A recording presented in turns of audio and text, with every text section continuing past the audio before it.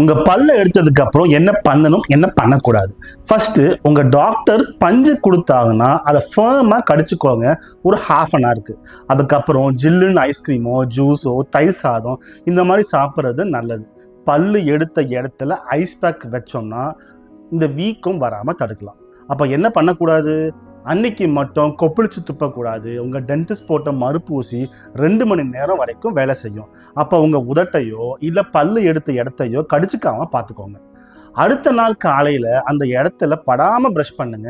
அடுத்த நாள் மதியத்தில் இருந்து ஒரு 3 நாளைக்கு ரெகுலராக சால்ட் வாட்டர் காகல் பண்ணிகிட்டே இருங்க.